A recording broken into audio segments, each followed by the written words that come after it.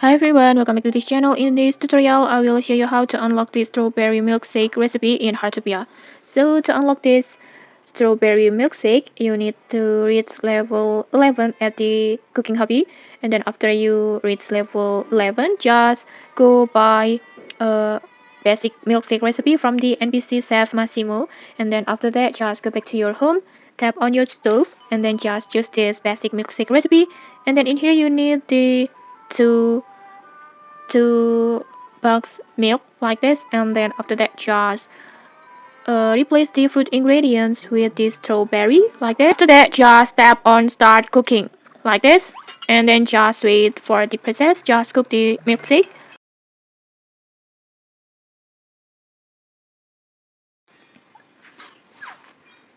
And like this, you can see it, you successfully unlocked the strawberry milkshake, and the recipe will be added to your collections, to your gourmet life collections.